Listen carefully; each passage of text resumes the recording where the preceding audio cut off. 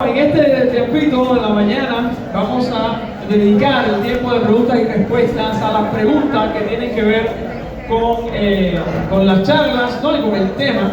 Y vamos a ver entonces la hora que tenemos en la tarde para las preguntas respecto al noviazgo y todas esas cosas que quedan pendientes. Si van a hacer preguntas ahora y van a mandarlas como siempre, ¿no? Que estamos ahí en medio de las preguntas, si hay más preguntas, pueden hacerlo. Pero recuerden que las preguntas que no se respondan por la tarde, ¿saben? Ya no se van a poder responder. Así que intenten enviar las preguntas antes de que llegue el tiempo de preguntas de la tarde, porque si no, no va a poder responderse. ¿Listo, vamos? Bueno, vamos allá. Dice esta primera pregunta.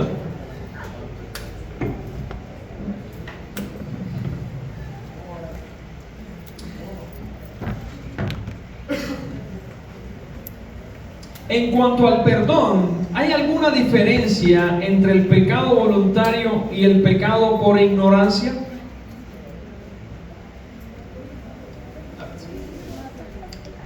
Sí, no sé si la palabra sea así, pero creo que la Biblia hace una distinción. En el Antiguo Testamento hay una distinción entre el pecado que es voluntario y el pecado que es por ignorancia. La pena que se hacía por un sacrificio y era como que más liviano para la condena para aquel que infringía la ley por ignorancia, como el que lo hacía teniendo conocimiento de la ley. Pero esto no significa que pegue por ignorancia no es pecado. Es decir, igualmente es pecado. Dice la palabra de Dios, de hecho Romanos, el libro que se ha estudiado, dice la palabra de Dios que los que pecaron sin ley perecerán, y los que pecaron con ley igualmente serán juzgados. Es decir, no escapamos del juicio de Dios por ignorancia o por conocimiento. El llamado es el mismo al pecador: arrepiéntete. Si quieres el perdón de Dios, necesitas arrepentimiento tanto por tus pecados por ignorancia o por conocimiento.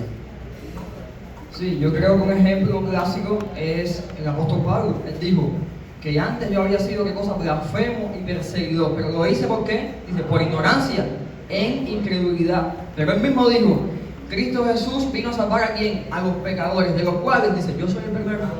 Yo me reconozco pecador, lo que hice, lo hice ignorando el camino, pero era pecado. Por tanto, también necesito el perdón de Dios. Sí, y ahora, una cosa es, quiero aclararlo también, una cosa es el pecado por ignorancia cuando usted no ha conocido a Cristo, y el pecado que cometemos después de conocer a Cristo de forma voluntaria o accidental. Esa diferencia también hay que marcarla, es importante que ustedes la entiendan. Es decir, las personas que están ahora mismo en el mundo, que no conocen la Biblia, que no conocen el Evangelio, pecan por ignorancia. Si realmente ellos no conocen, ellos no tienen excusa, porque la Biblia dice que no tienen excusa. ¿Por qué no tienen excusa? Porque hay dos elementos que todos los hombres tienen, y los dice el apóstol Pablo. Primero, tienen la revelación de Dios en la creación, de modo que no tienen excusa. Pero en segundo lugar, tienen la voz de la conciencia, que es una ley para ellos. Por lo tanto, realmente excusa no tienen, pero sí pecan por ignorancia. Ahora, ningún creyente puede argumentar que peca por ignorancia. El creyente peca por accidente o por práctica. Si usted está pecando por accidente, por descuido, ese pecado no es normal, pero es el tipo de pecado que cometemos los cristianos. Ahora, ¿cuál es el que no cometemos los cristianos? El pecado que por práctica, es decir, practicar el pecado. Pecar sabiendo que estoy pecando, sabiendo que es pecado, pero yo lo hago y lo practico. No lo hago porque me equivoqué, porque tuve una tentación que me venció. No, lo hago porque lo practico, porque me gusta, porque a pesar de saber que es bueno, yo quiero estar ahí. Dice el apóstol Juan que el que peca de esa manera no es de Dios. ¿Ok? Eso tenemos que entenderlo, porque ya en la vida del cristiano es diferente. En la vida del cristiano no existe la ignorancia, porque el cristiano conoce la palabra de Dios. Amén. Tenemos otra acá. Yo creo que le hemos respondido muchas veces de muchas maneras, pero bueno, si la siguen haciendo quizás es porque necesitemos aclarar y puntualizar. Y dice que la repetición es la madre de la enseñanza, así que dice, ¿vale la pena obedecer la ley si nadie puede obedecerla perfectamente? Ok, es real, hermanos, que es imposible, y esto quiero dejarlo claro, es imposible obedecer la ley perfectamente. Y les voy a explicar por qué. ¿Qué implica obedecer la ley perfectamente? Escuche lo que implica. Implica guardar toda la palabra completamente todo el tiempo. Lo pregunto, levanta la mano el que pueda. Levante la mano el que se le ha hecho posible. Escucha la definición. Guardar toda la palabra todo el tiempo. Es imposible. Por eso que decimos que alcanzar una perfección en la santidad es imposible. Ahora, que sea imposible la meta a la que estamos apuntando no es excusa para no intentar alcanzarla. Quiero ponerle algunos ejemplos de eso para que usted entienda el ideal de Dios contra lo que nosotros debemos hacer. Dice Dios, escucha la frase de Dios: sed pues vosotros perfectos como vuestro Padre. ¿Cómo? ¿Está escuchando? No es ser perfectos como el pastor o como el ministro de la juventud. No, es ser perfecto como vuestro Padre es perfecto. Por favor, pónganse en pie los que pretenden alcanzar la perfección de Dios. Adelante. Es imposible. Entonces, por eso estamos diciendo que la meta es imposible para nosotros mientras estemos, mucho murmullo. La meta es imposible para nosotros mientras estemos en la carne, pero estamos en la batalla por alcanzarla. ¿Saben por qué? Porque cuando Cristo regrese nos dará esa victoria. La victoria no la vamos a alcanzar nosotros. La victoria la alcanzó Cristo por nosotros y nos las dará cuando Él regrese, pero la dará a los que encuentre peleando. La guerra contra el mal y contra el pecado la va a vencer Cristo. ¿Quién va a derrotar la muerte? Nosotros. Cristo. ¿Quién va a derrotar el pecado? Nosotros. Cristo. ¿Quién va a derrotar al maligno? Nosotros. Cristo. Él es el que lo va a derrotar, pero Él le va a dar la victoria a los que encuentre peleando esa batalla. Por lo tanto, tú y yo, aunque la meta no la podamos alcanzar mientras estemos en la carne, sí estamos llamados por Dios, y es un mandamiento de Dios a que estemos peleando la batalla por la santidad. Y sí se puede alcanzar victorias. Quiero dejar esto claro también, porque nadie va a pensar, bueno, si al final no puedo llegar. Sí se puede alcanzar victorias. Esa es la pregunta. Esa es la pregunta. Sí, ¿vale la pena esforzarse claro que santidad sí. si Claro que sí se puede alcanzar victoria, porque los pecados pueden ser mortificados, porque la carne puede ser aplastada, porque los deseos pecaminosos pueden ser sometidos a Jesucristo. Sí se puede hacer. Nosotros estamos diciendo que es imposible la plena perfección. Eso lo hará Jesucristo. Dice el apóstol Pablo, cuando lo incorruptible sea transformado, lo corruptible sea transformado, esta carne que ahora peca sea transformada a una nueva naturaleza. Pero eso no significa que no podemos obtener victoria. Sí la podemos obtener. Sí podemos aplastar el pecado. Sí podemos vivir en santidad. A la medida nuestra, no a la medida de Dios, pero sí podemos vivir en santidad. Y eso es el principal beneficio y lo valioso de pelear esta batalla en pro de la santidad. Hermano, y yo también quiero decir que ese es el propósito, ¿sabes? Por lo cual Dios nos salvó. Dios nos salvó para hacernos santos, conforme a la imagen de su Hijo, como decíamos en la charla, y Él cree, o Él lo estableció esto para que fuera un proceso de crecimiento. En esta tierra la santidad es progresiva. ¿Qué significa? Que va aumentando, voy mortificando los pecados, lo que hacía ayer no lo hago hoy me enfrento a una nueva batalla, pero voy creciendo, no llego al final, pero sigo creciendo. Ahora, si usted no está creciendo en esa santificación, lo decíamos anteriormente, ponga en duda su salvación, porque todo aquel que Dios salva, lo santifica.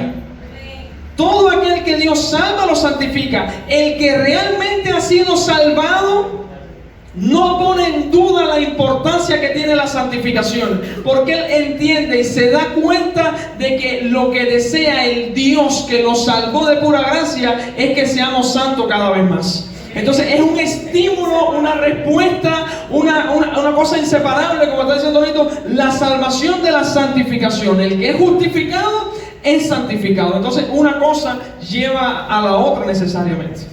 Sí, hay algo que vamos a dejar claro para que no siga esa duda. La ley, siempre hemos hablado y es lo que hemos repetido, pero bueno, vale repetirlo. La ley nos condena, pero la función de la ley no es solamente condenar el pecado. Voy a mostrarles algo y quisiera que me prestaran atención. La ley nos condena cuando estamos sin Cristo, y esa es la primera función que cumple la ley en el Evangelio. Nos muestra nuestra necesidad de un Salvador, pero no queda ahí, porque dice la pregunta: ¿vale la pena obedecer? ¿Vale la pena esforzarme por obedecer eso que me están diciendo que no voy a poder obedecer nunca? Y está buena la pregunta. Si ponemos a pensarnos, está buena la pregunta. Pero eso es si lo miramos de esa parte. Claro que no vale la pena esforzarnos por gusto, porque al final no lo vamos a lograr. Pero eso es para los que están sin Cristo, ¿verdad? Los que estamos en Cristo, la ley ya no es una condenación, porque el que está en Cristo, dice Romanos 8, no hay condenación para los que están en Cristo. Entonces la ley no nos condena, ¿verdad? Por lo tanto, la ley entonces ya no sirve. No. ¿Para qué sirve la ley para los que estamos en Cristo? Para ayudarnos a vivir una vida en santidad. La ley ya no nos condena, pero nos sigue mostrando cuál es el carácter santo de Dios, cuál es la voluntad de Dios para que nosotros podamos regirnos por esa línea. ¿Entienden ya la diferencia? Por lo tanto, sí vale la pena obedecer o seguir en ese proceso de santificación, guiados por la ley de Dios, porque la ley de Dios nos muestra el carácter de Dios. Si queremos imitar a Cristo, pues la ley es ese camino, es esa vía que nos orienta hacia dónde debemos dirigirnos, cómo debemos vivir con el fin de ser santificados. Sí, y es lo mejor para nosotros, que eso también tenemos que aclarar. Es decir, no es solo, si principalmente es que amamos al Dios que nos ha salvado y respondemos a lo que a Él le agrada. Pero escuche esto: eso que a Él le agrada es lo mejor para nosotros. Nosotros no lo sabemos, pero es lo mejor para nosotros. Dice el Señor: mis pensamientos son más altos que vuestros pensamientos, y mis caminos son mejores que vuestros caminos. Tú crees que lo mejor para ti es lo que a ti te parece, pero realmente lo mejor para ti es la ley de Dios. Es la ley de Dios. El cristiano entiende eso. Él lo entiende. La ley ya no es una carga, por eso que Cristo dice: mi yugo es fácil y ligera mi carga. Porque una vez que uno conoce a Cristo, ya la ley no es algo pesado que uno carga, sino uno entiende que es por amor a mí. La ley es de Dios, es para mí, por amor a mí. Amén.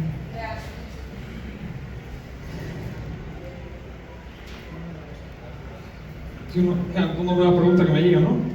Pero a la vez,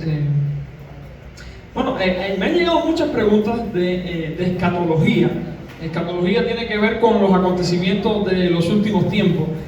Preguntas que, no vamos a responder aquí ahora, porque, no es el tema y no creo que tengamos mucho tiempo, pero sí nos da una idea de cosas en las cuales interesan a los jóvenes, ¿no? A lo mejor otro congreso. Pasa en el seminario. Otro congreso hablar acerca de escatología, porque yo pienso que puede ser un buen tema para los jóvenes, ¿no?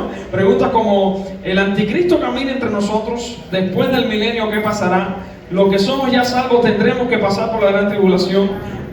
Son preguntas que tienen idea, ¿no? Los jóvenes, algunos están preguntando, y bueno, no vamos a responderla, pero ¿sabes? No la estamos ignorando, para que sepan los hermanos que lo están haciendo, no la estamos ignorando, solo que creemos que es mejor otras preguntas y ya tenemos en mente entonces ver cómo poder instruirlos en este sentido. ¿Amén? Vamos allá con otras preguntas. Dice,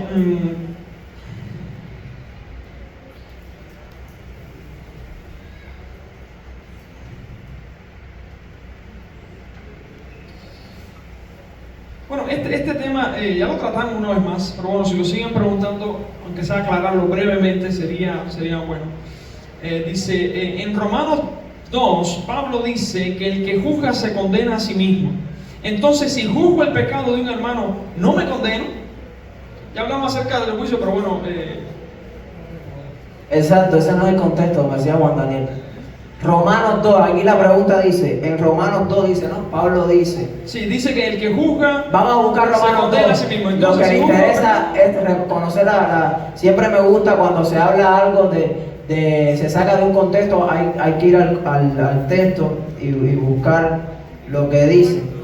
Romanos 2, versículo 1, la nueva traducción viviente dice, tal vez crees que puedes condenar a tales individuos, pero tu maldad es igual que la de ellos y no tienes ninguna excusa.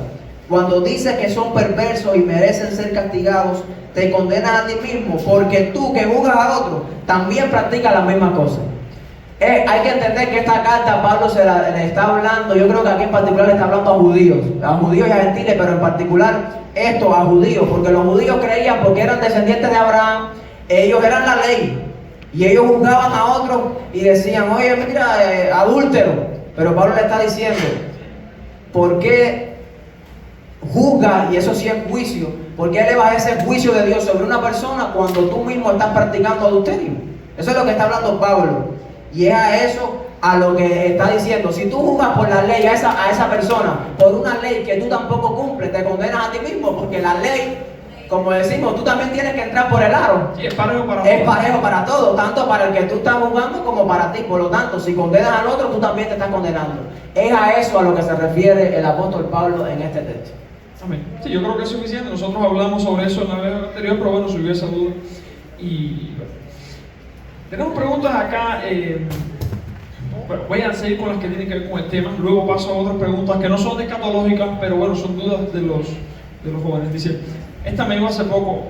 Dice, ¿una persona que no tiene el sello del Espíritu Santo puede ser salva? Yo pienso que explicar más o menos qué se refiere con el sello del Espíritu Santo. No es lo mismo el bautismo del Espíritu Santo que el sello del Espíritu Santo. Pero bueno, adelante. A ver, mire, el problema es que hay preguntas que requieren muchísimo tiempo para poder explicarlas, por lo menos para dar una respuesta que se pueda entender.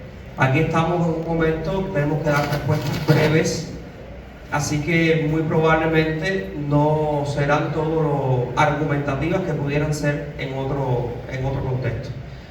Hermano, no es lo mismo el bautismo del Espíritu Santo que el sello del Espíritu. Una persona no es sellada por el Espíritu Santo cuando recibe la unción del Espíritu. ¿Por qué entonces tendríamos que creer que los miembros no son salvos? Y la Biblia no nos permite creer eso. Voy a explicarles algo.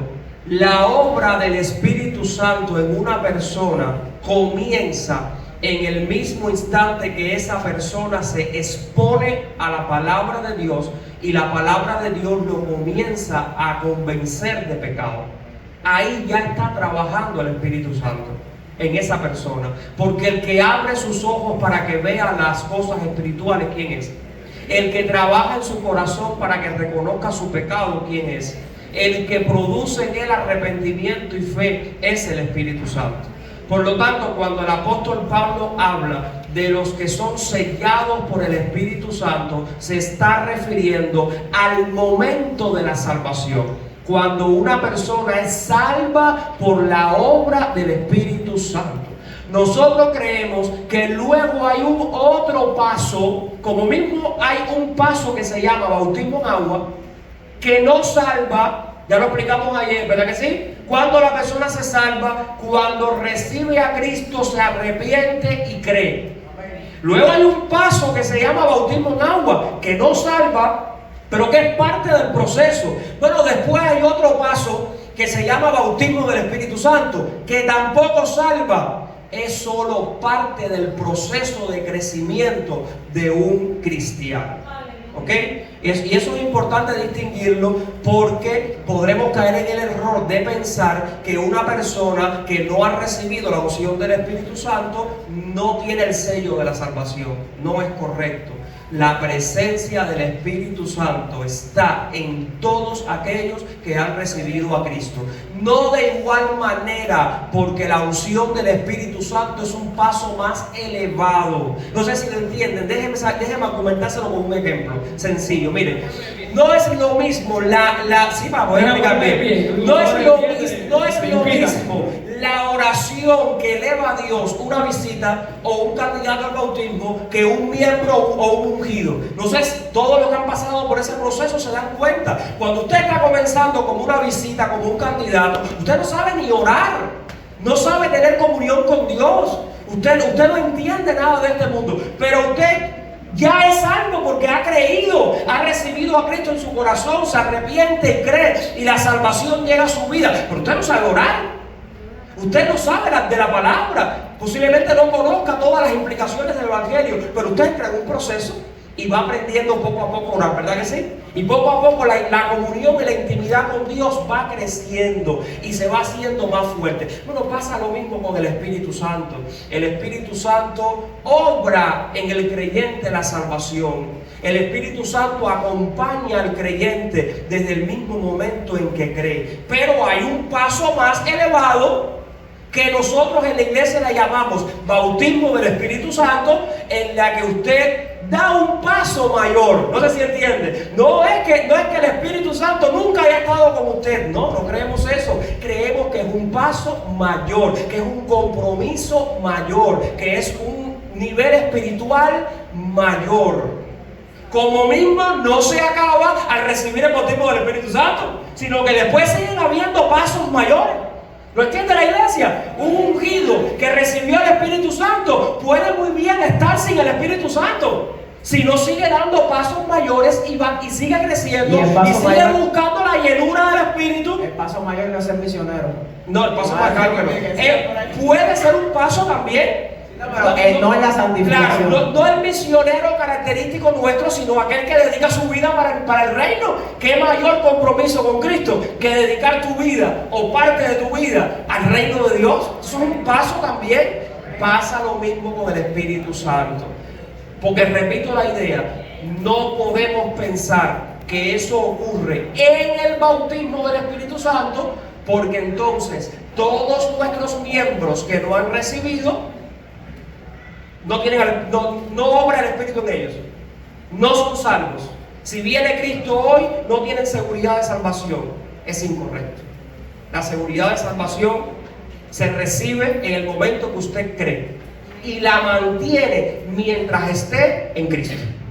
Cuando usted pierde seguridad de salvación, cuando se aparta de Cristo. ¿Ok? Amén.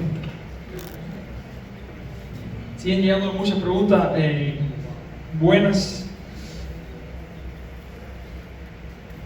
Y bueno, voy a hacer énfasis en este tipo de preguntas porque como que es lo que hemos tratado. Entonces, ¿sabe? Para que quede claro, dice, ¿por qué si Dios sabe, son nuevas, no repito, ¿por qué si Dios sabe que nosotros no podemos lograr cumplir todo, no puso solo lo que podíamos cumplir?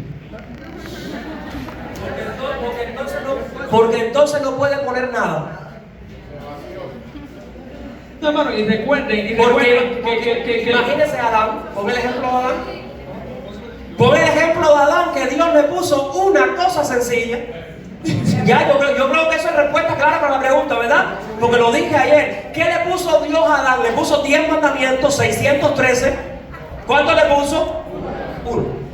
No, y además Pablo pero dice, es que Pablo el dice propósito una de cosa. la ley, nunca hablamos que el propósito de la ley sea cumplir la ley. Y el propósito de Dios al final de todo, ¿lo sabes? Es la gloria de Cristo. Pablo dice, no es por obra para que sea por gracia. En otras palabras, si nosotros pudiéramos cumplir la ley de alguna manera, fuéramos un poco jactanciosos y orgullosos al creernos que merecemos la salvación. Pero es por gracia, para que la gloria de todo lo reciba Cristo, hermanos. Y gracias a Dios que es por la obra de Cristo. Gracias a Dios que no depende de nuestra obediencia, porque si no estaríamos todos perdidos. Depende de la obra de Cristo en la cruz, que es perfecta, aceptada por Dios, y en Él nosotros tenemos nuestra seguridad de salvación. ¿Cuántos bendicen al Señor por eso?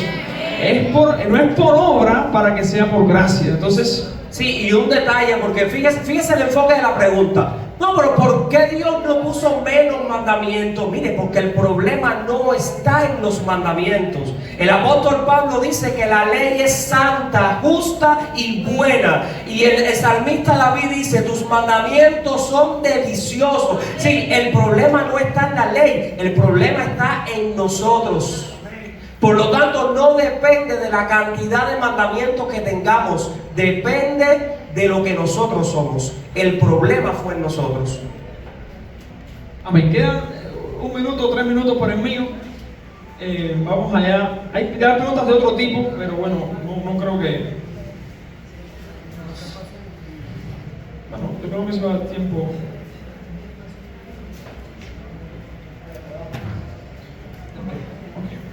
Bueno, en la tarde, vamos a cerrar aquí con esto. Vamos a cerrar aquí con esto. Después en la tarde vamos a priorizarlo en el noviazgo, que fue lo que dijimos. De forma es 1 hora. Aquí solo tenemos media hora y es corto, por la tarde es 1 hora. Entonces vamos a priorizar el noviazgo y luego entonces, si no alcanza, bueno, otras preguntas. Preguntas tales como, yo se las voy a leer solamente ahora, para que sepan qué tipo de preguntas son y por qué no las incluimos. Dice, por ejemplo, ¿cómo sé si un sueño es de Dios? Otra pregunta dice...